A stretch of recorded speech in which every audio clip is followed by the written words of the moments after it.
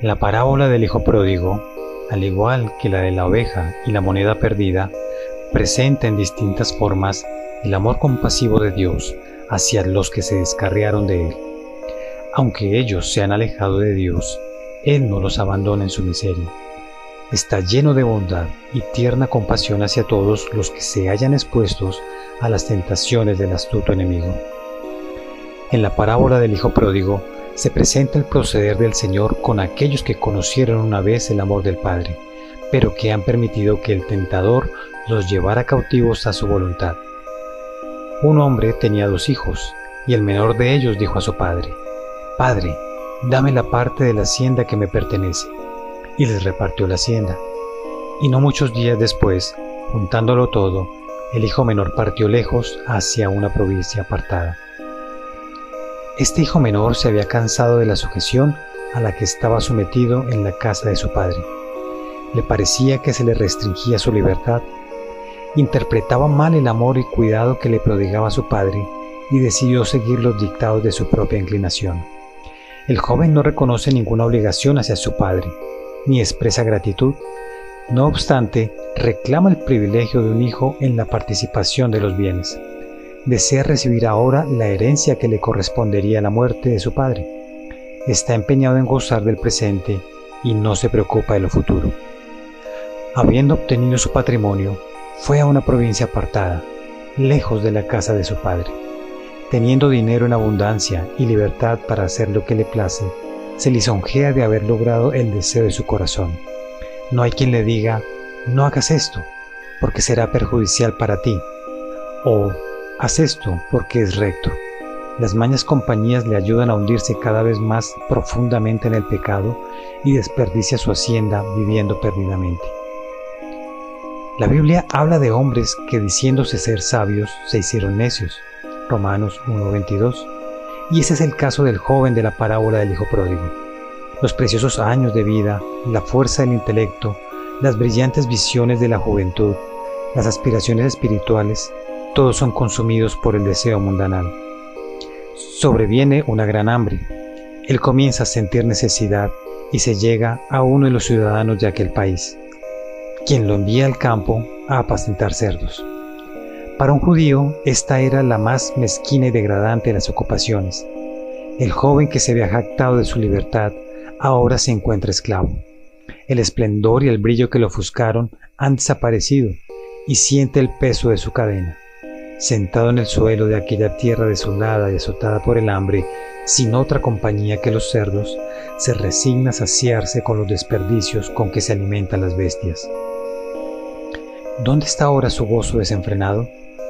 Tranquilizando su conciencia, amodorrando su sensibilidad, se creyó feliz. Pero ahora, sin dinero, sufriendo de hambre, con su orgullo humillado, con su naturaleza moral empequeñecida, con su voluntad debilitada e indigna de confianza, con sus mejores sentimientos aparente muertos, él es el más desventurado de los mortales. A semejanza del hijo desagradecido, el pecador pretende que las cosas buenas le pertenecen por derecho. Las recibe como una cosa natural, sin expresar agradecimiento ni prestar ningún servicio de amor. Así como Caín salió de la presencia del Señor para buscarse hogar, así como el pródigo vagó por una provincia apartada, así los pecadores buscan la felicidad en el olvido de Dios. Cualquiera sea su apariencia, toda vida cuyo centro es el yo se malgasta. Quien quiera que intente vivir lejos de Dios está malgastando su sustancia, desperdiciando los años mejores, las facultades de la mente, el corazón y el alma, y labrando su propia bancarrota para la eternidad. Llegarán horas cuando se dará cuenta de su degradación. Las palabras del profeta contienen la declaración de una verdad universal cuando dice: «Maldito es el hombre que confía en el hombre. Maldito el que se apoya en su propia fuerza y aparta su corazón del Señor». Jeremías 17:5. Dios hace que su sol salga sobre buenos y malos, y llueve sobre justos e injustos. Pero los hombres poseen la facultad de privarse del sol y la lluvia. Así, mientras brilla el sol de justicia y las lluvias de gracia caen libremente para todos, podemos, separándonos de Dios, morar en las securas en el desierto. El amor de Dios aún implora al que ha escogido separarse de Él y pone en acción influencias para traerlo de vuelta a la casa de su padre. El hijo pródigo volvió en sí en medio de su desgracia. Se quebrantó el engañoso poder que Satanás había ejercido sobre él. Se dio cuenta de que su sufrimiento era la consecuencia de su propia necedad y dijo: «¿Cuántos jornaleros en la casa de mi padre tienen abundancia de pan, y yo aquí perezco de hambre?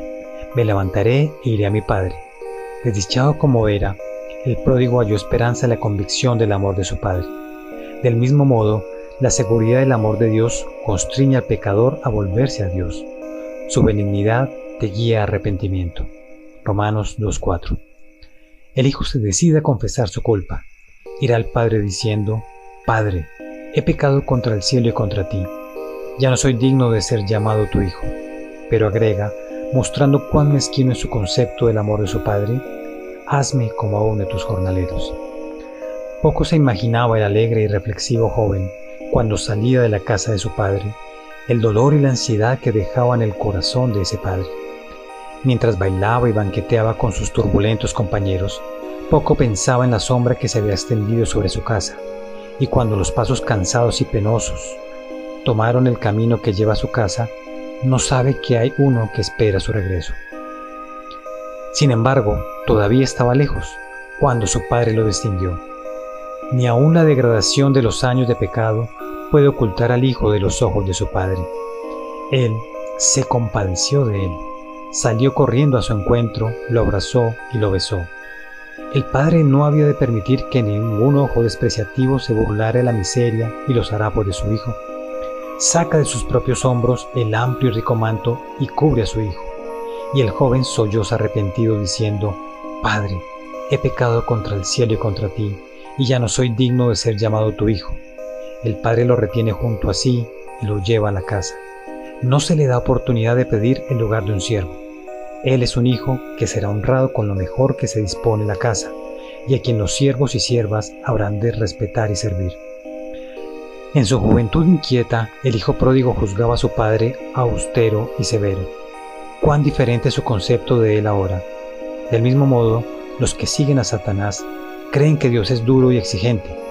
Creen que los observa para denunciarlos y condenarlos, y que no está dispuesto a recibir al pecador mientras tenga alguna excusa legal para no ayudarle. Consideran su ley como una restricción a la felicidad de los hombres, un yugo abrumador del que se libran con alegría. Pero aquel cuyos ojos han sido abiertos por el amor de Cristo, contemplará a Dios como un ser compasivo. No aparece como un ser tirano e implacable, sino como un padre que anhela abrazar a su hijo arrepentido. En la parábola del hijo pródigo no se le echa en cara su mal proceder. El hijo siente que el pasado es perdonado y olvidado, borrado para siempre. Y así Dios dice al pecador: «Yo deshice como a nube tus rebeliones y como a niebla tus pecados».